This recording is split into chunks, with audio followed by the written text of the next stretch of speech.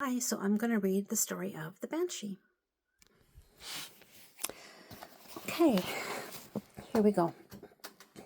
This is a story by Ray Bradbury, and I'm going to read it for you, so please have patience. Okay. The Banshee. What accent should I use? I think I might go. Let's see. I think I go for an English accent. How does that sound? Does that sound right? Okay. It was one of those nights crossing Ireland. Okay, let's see if I can do this. It was one of those nights crossing Ireland, motoring through the sleeping towns from Dublin, where you came upon mist and encountered fog that blew away in rain to become a blowing silence. All the country was still and cold and waiting. It was a night for strange encounters at empty crossroads, with great filaments of ghost spider web, and no spider in 100 miles.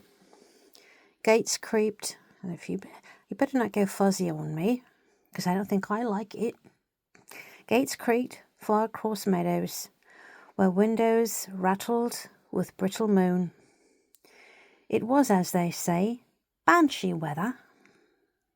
I knew this as my taxi hummed through a final gate and I arrived at courthouse so far from Dublin that if that city died in the night, no one would know. I paid my driver and watched the taxi turn to go to the living city, leaving me alone with 20 pages of final screenplay in my pocket and at my film director's employer waiting inside. I stood in the midnight silence, breathing in Ireland and breathing out the damp coal mines in my soul. Then I knocked. The door flew wide almost instantly.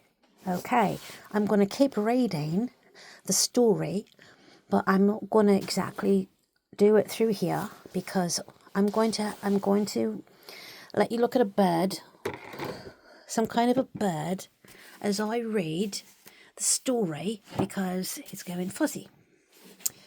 I'll read a bit more. Okay. Now let's see. He opened it, right? Okay. The door flew wide open instantly. John Apton was there, shoving a glass of sherry in my hands and hauling me in. Good God, kid, you got me curious. Get that coat off. Give me the script. Finished it, eh? So you say you got me curious. Glad you called from Dublin. The house is empty. Clara's in Paris with the kids. We'll have a good read. Knock the hell out of your scenes. Drink a bottle. Be in bed by 2. And what's that? The door still stood open. John took a step, tilted his head, closed his eyes and listened. The wind rustled beyond in the meadows. It made a sound in the clouds like someone turning back the covers of a vast bed. I listened. There was the softest moan and sob from somewhere off in the dark fields. Eyes still shut, John whispered. You know what that is, kid? What? I asked. Tell you later. Jump! With the door slammed, he turned about, and the great lord of the empty manor strode ahead of me in his coat, drill slacks, polished half boots, his hair as always wind-blown from swimming off stream or down with strange women in unfamiliar beds. Planting himself in the library earth, he gave me one of those beacon flashes of laugh, the teeth that beckoned like a lighthouse beam swift and gone, as he traded me a sherry for the screenplay, which he had to seize from my hand. Let's see what my genius, my left ventricle, my right arm has birthed. Sit, drink, watch. He stood astride the hearthstones, warming his backside, leaving my manuscript pages, leafing through them, conscious of me drinking my sherry much too fast, shutting my eyes each time he let a page drop and flutter to the carpet. When he finished, he let the last page sail, lit a small cigarette, puffed it, stared at the ceiling, making me wait. "You son of a bitch," he said at last, exhaling. "It's good. Damn you hell to kid. It's really good." My entire skeleton collapsed within me. I had not expected such a midriff blow of praise. "It needs a little cutting, of course." My skeleton reassembled itself. "Of course," I said. Now I want to do another accent. Let's see. Let's try this other accent now. He bent down to gather the pages like a great loping chimpanzee and turned. I felt he wanted to hurl them into the fire. He watched the flames and gripped the pages. "Someday, kid," he said quietly, "you must teach me to write." He was relaxing now, accepting the inevitable, full of true admiration. "Someday," I said, laughing, "you must teach me how to direct." "The beast will be our film, son. Quite a team." He arose and came to clink glasses with me. "Quite a team we are." He changed gears. "How are the wife and kids?" "They're waiting for me in Sicily when it's warm." "Well, you'll get to them. And the sun is straight off. He froze dramatically, cocked his head and listened. "Hey, what goes on?" he whispered. I turned and waited.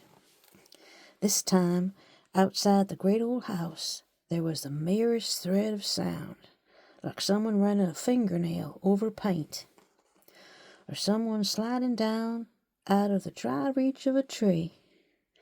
Then there was the softest exhalation of a moan, followed by something like a sob.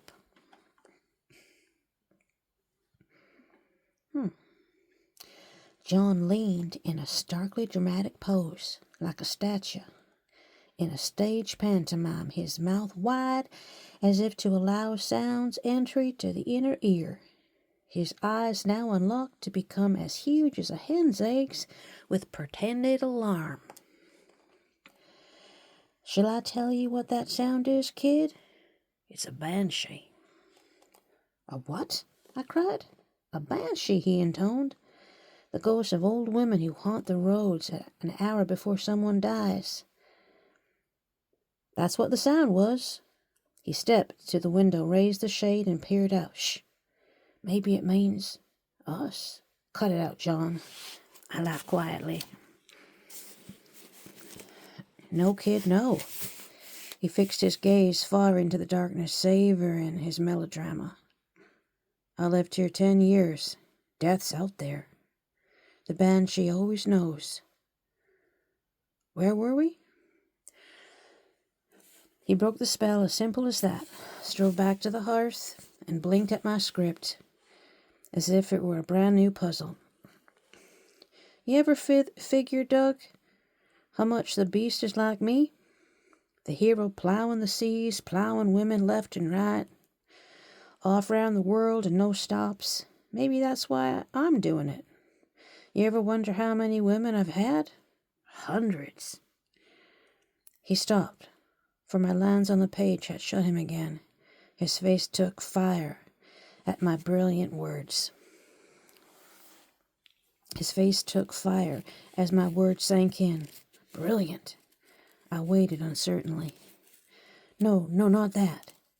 He threw my script aside to seize a copy of the London Times off the mantel. "This, a brilliant review of your work, of your new book of stories." "What?" I jumped. Now, let's see. I'm going to do another accent now. Let's see if I can do. Easy, kid. "I read this grand review to you. You'll love it. Terrific." My heart took water and sank. I could see another joke coming on, or worse, the truth disguised as a joke. Listen. John lifted the Times and read, like Ahab from the holy text. Doug Rogers' stories may well be a huge success of American literature. John stopped and gave me an innocent blink. How you like it so far, kid? Continue, John, I mourned. I slugged my sherry back. It was a toss of doom that slid down to meet a collapse of will. But here in London, John intoned, we ask for more from our tellers of tales, attempting to emulate the ideas of Kipling, the style of this person, the wit of these people. I can't pronounce their names. Rogers drowns somewhere in the mid-Atlantic. This is a ramshackle stuff, mostly bad shades of superior scribes. Douglas Rogers, go home. So obviously he gave him a bad review, or he's reading a review as if it's really bad. Having a bit of a glass of water there. Excuse me. I leapt up and ran, but John, with his lazy flip of his underhand, tossed the Times into the fire, where it flapped like a dying bird, and swiftly died in flame and roaring sparks. Imbalanced, staring down, I was wild to grab that damn paper out, but finally glad the thing was lost. Then John studied my face happily. My face boiled, my teeth ground shut, my hand struck the mantle. Was a cold rock fist.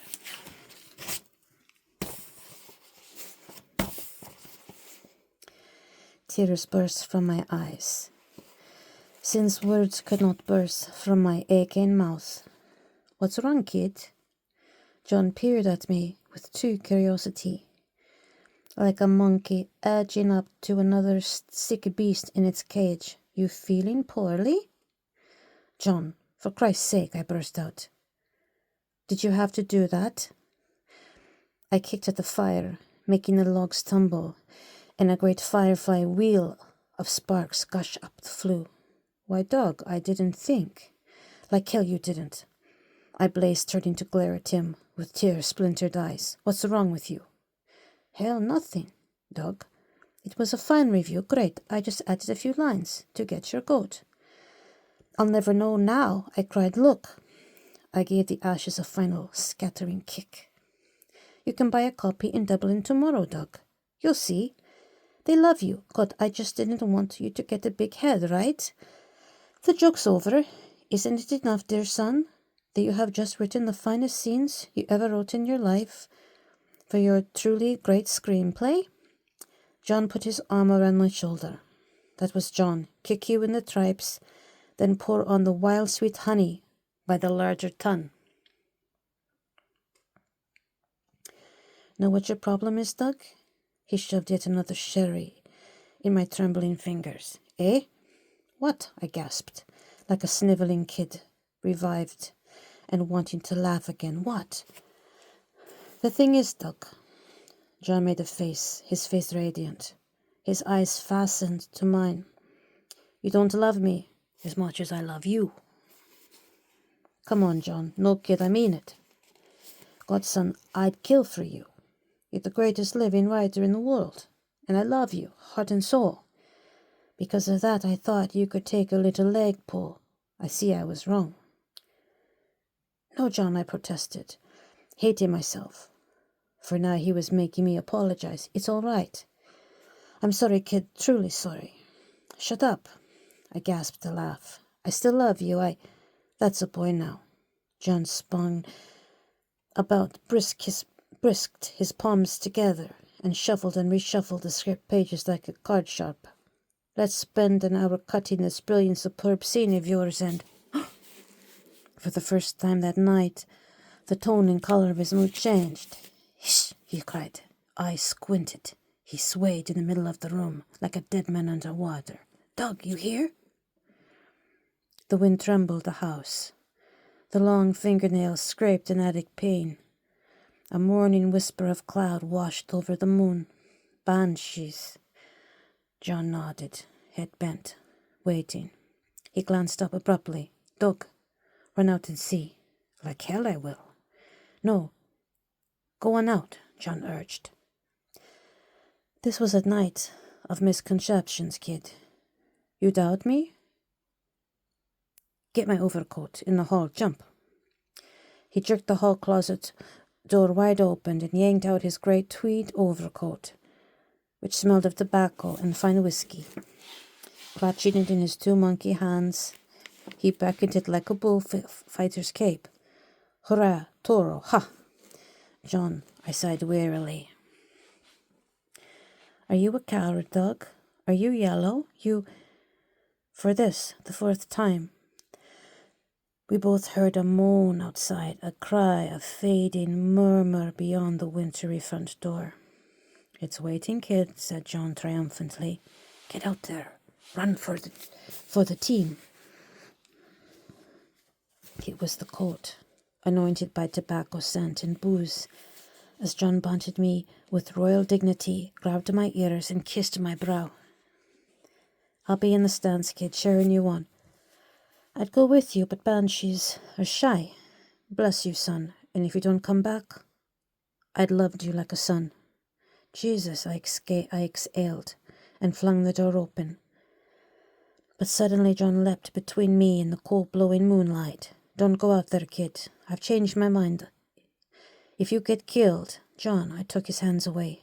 You want me out there. You've probably got Kelly, your stable girl, out there now making noises for your big laugh.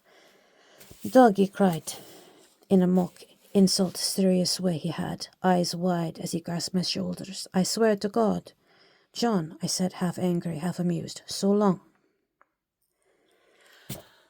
Okay. Let's see. I ran out the door to immediate regrets. He slammed and locked the portal. Was he laughing? Seconds later, I saw his silhouette at the library window, sherry, glass in hand, peering out at this night theatre, of which he was both director and hilarious audience. I spun with a quiet curse, hunched my shoulders in a Caesar's cloak, ignored 24 stab wounds given by the wind, and stomped down along the gravel drive.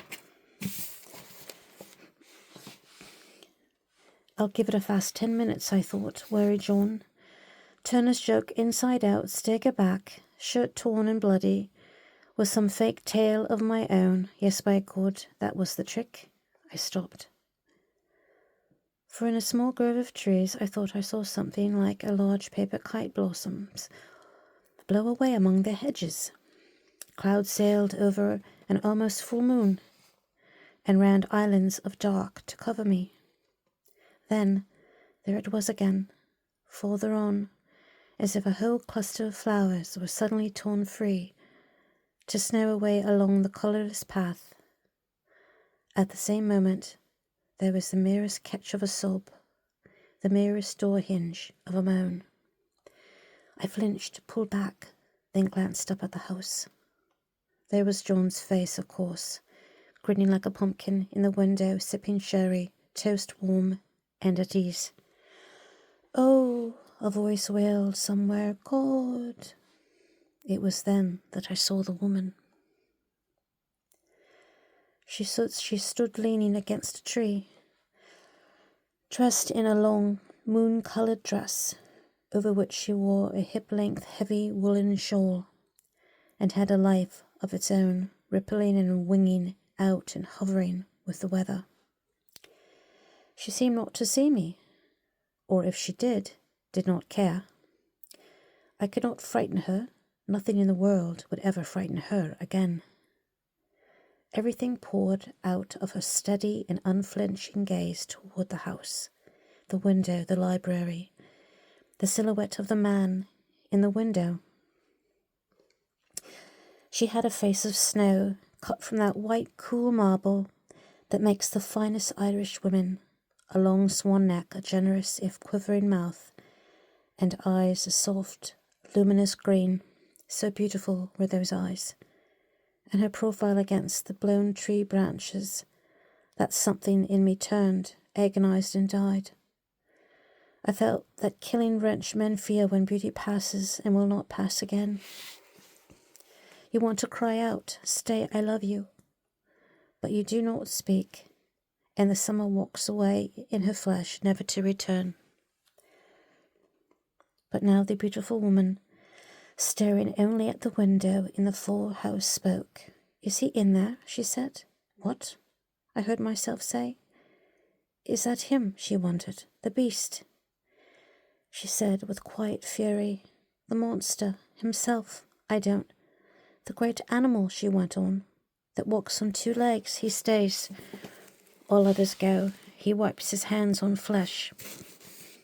Girls are his napkins, women his midnight lunch. He keeps them stashed in cellar vintages and knows their years but not their names. Sweet Jesus, is that him?" I looked at her, at the shadow in the window, far off across the croquet lawn, and I thought of my director in Paris, in Rome, in New York, in Hollywood. In the mill races of women, I had seen John tread, feet printing their skin, a dark Christ on a warm sea. A picnic of women danced on tables, eager for applause, and John, on his way out, saying, "Dear, lend me a $5. That beggar of a dog kills my heart." I watched this young woman, her hair dark, stirred by the night wind, and asked, "Who should he be?" "Him," she said, "him that lives there and loved me, and now does not." She shut her eyes to let the tears fall. "He doesn't live there any more," I said. "He does," she whirled, as if she might strike or spit. "Why do you lie? Listen." I looked at her, a new, but somehow old, snow in her face. That was another time. No, there's only now. She made as if to rush for the house, and I love him still, so much I'd kill for it, and myself lost at the end. "What's his name?" I stood in her way. "His name? Why, Will, of course. Willie, William." She moved. I raised my arms and shook my head. "There's only a Johnny there now, a John." "You lie. I feel him there. His name's changed, but it's him. Look, feel."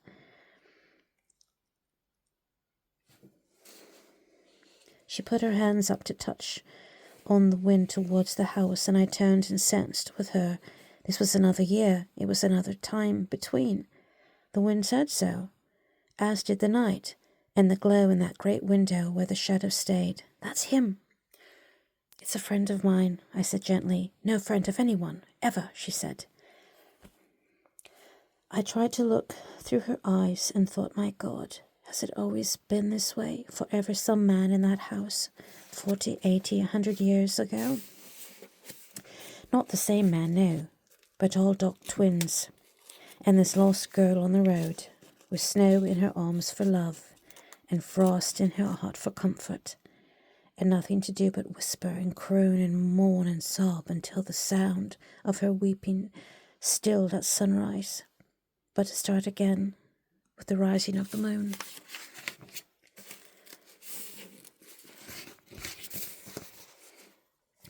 "That's my friend in there," I said again.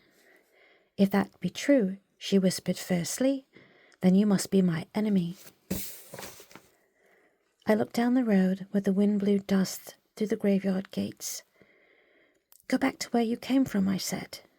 She looked at the same road and the same dust, and her voice faded. "Is there no peace then?" she mourned. "Must I walk here year on year with no comeuppance?" "If the man is in there," I said, "was really your William, what would you do? What would you have me do?" "Send him out to me," she said quietly. "What would you do to him?" I asked. "Lie down with him," she murmured, "and never get up again. He would be kept like stone in a cold river." "Ah," I said and nodded. "Will you ask him then to be sent?" "No, for he's not yours. Much like, similar, and breakfast on girls and wipes his mouth on their silks. One century called this and another that. And no love in him ever?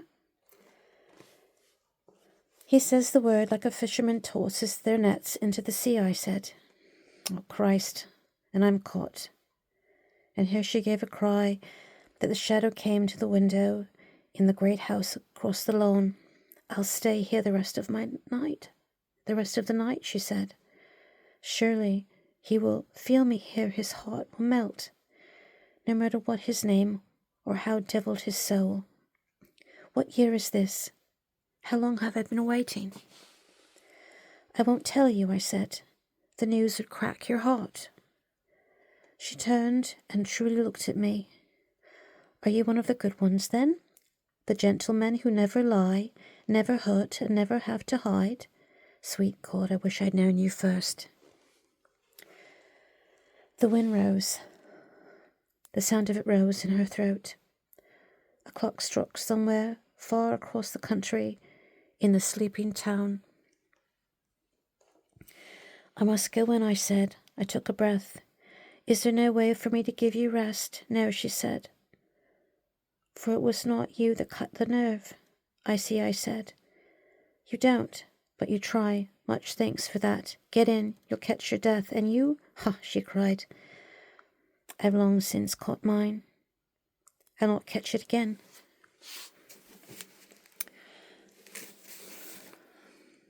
I gladly went, for I was full of the cold night and the white moon, old and time and her. The wind blew me up the grassy knoll. At the door I turned. She was still there on the milky road, her shawl straight out on the weather, one hand upraised. Hurry, I thought I heard her whisper. Tell him he's needed. I rammed the door, slammed into the house, fell across the hall, my heart a bombardment, my image in the great hall mirror, a shock of colourless lighting. Okay. Yeah, I'm going to hold the other. Okay.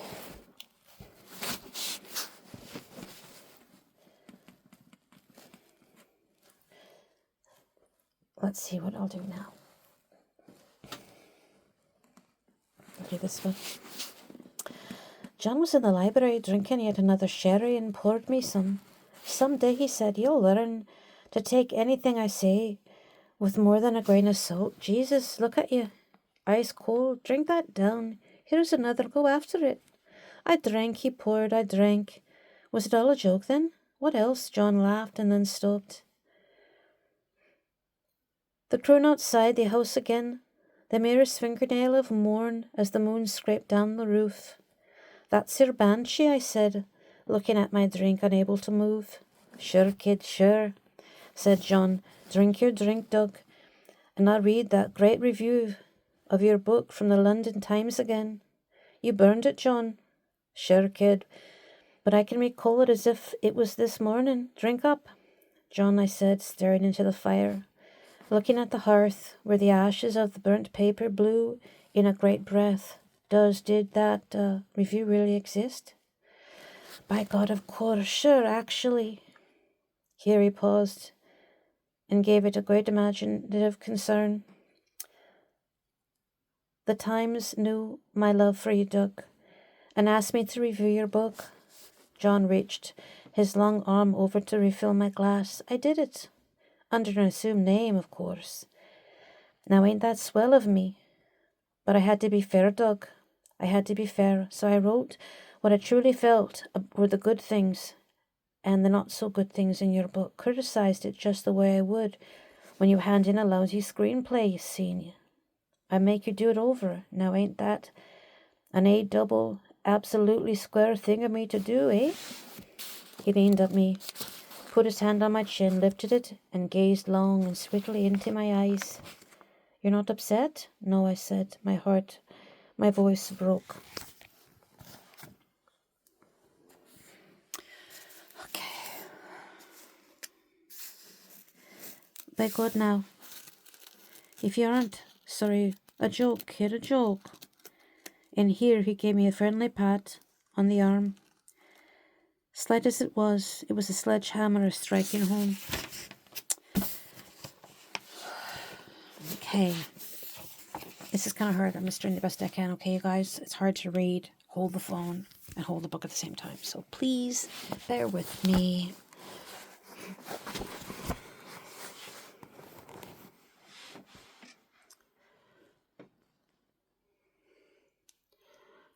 I wish you hadn't made it up, that joke. I wish the article was real, I said. So do I, kid. You look bad. The wind moved around the house. The wind stirred and whispered. Quite suddenly, I said, for no reason that I knew. The Banshee, it's out there. That was a joke, Doug. You gotta watch out for me. No, I said, looking out the window. It's there. John laughed. You saw it, did you? It's a young and lovely woman with a shawl on a cold night. A young woman with long black hair and great green eyes and a complexion like snow. Sound like anything you ever knew in your life, John? Thousands. John laughed more quietly now, looking to see the weight of my joke. Hell, she's waiting for you, I said, down at the bottom of the drive. John glanced uncertainly at the window. That was the sound we heard, I said. She described you, or someone like you, called you William. But I knew it was you. John mused. Young, you say, and beautiful? Out there at this moment? The most beautiful woman I've ever seen, I said. Not carrying a knife. Unarmed. John exhaled. Well then, I think I should just go out there and have a chat with her, eh? Don't you think? She's waiting. He moved towards the front door. Put on your coat. It's a cold night, I said. He was putting on his coat when he heard the sound from outside, very clear this time. The wail and the sob, and then the wail. God, said John, his hand on the doorknob, not wanting to show the white feather in front of me. She's really there? He forced himself to turn the knob and open the door. The wind sighed in, bringing another faint wail with it. John stood in the cold weather, peering down the long walk into the dark. Wait, I cried at that last moment. Okay, this is the last part. John waited. There's one thing I haven't told you, I said. She's out there all right. And she's walking, but she's dead. I'm not afraid, said John. No, I said. But I am. I'll never come back. Much as I hate you right now, I can't let you go. Shut the door, John. The sob again, and then the wail. Shut the door, I said. I reached over to knock his hand off the brass doorknob, but he held tight, cocked his head, looked at me and sighed. You're a really good kid, almost as good as me. I'm putting you in my next film. You'll be a star. Then he turned, stepped out into the cold, and shut the door quietly.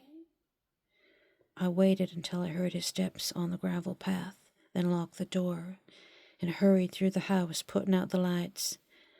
As I passed through the library, the wind moaned down the chimney and scattered the dark ashes of the London Times across the hearth. I stood blinking at the ashes for a moment, then shook myself, ran upstairs 2 at a time, banged open the tower room door, slammed it, undressed, and was in bed with the covers over my head when a clock, town clock, far away sounded 1 in the deep morning.